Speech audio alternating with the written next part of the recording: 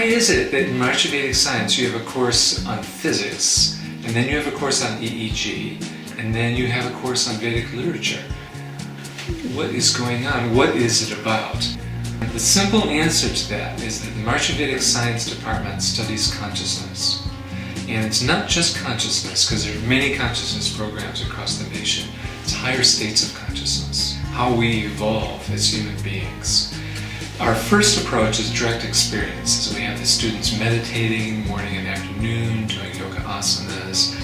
But then we're looking at the development of higher states of consciousness from the perspective of EEG. Study the significance of what it means to have coherent brain functioning.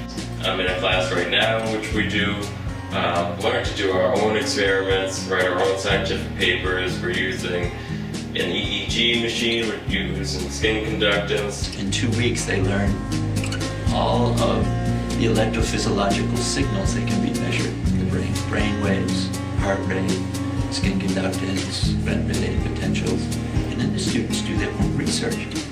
I let them loose in the brain center, and they work in groups of 3 or 4. I work with them carefully on their research design. I want it to be valid and not too big and something that can be done, and they do actual science. We took my EEG brainwaves and seeing like the alpha-1 coherence patterns and stuff like that, it's getting me excited, about science and about the class. But then we're comparing that with what it says in the literature from India, the yoga literature. The interesting thing about the Vedic literature, however, is that it's embodied in a language that's very difficult. It's very deep, very profound, and very well misunderstood by scholars. And so when we study the Vedic literature, we study it in the context of Maharishi's commentary, because Maharishi's commentary is based upon his own experience of Veda.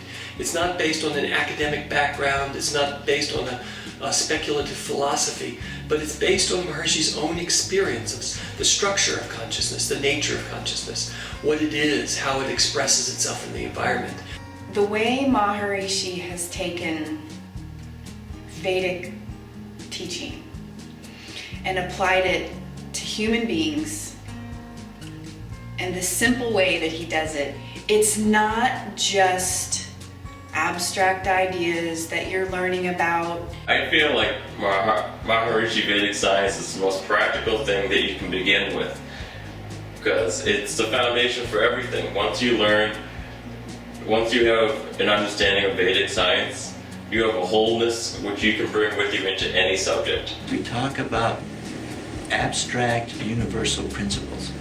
It's not the type of thing you can go home, you can just study all night, you can cram a bunch of facts, and you can come in and pass a class. It's not that way. It's thinking, it's relationships, it's questions, it's critical evaluation. The thing I like best is seeing that something wake up in the student, that deep inner self wake up in the student. And to do that, it can't be through didactic lecture. After about 10 or 15 minutes, the student just turns off, they've had enough. Because what happens is your brain has 2 modes, input or processing.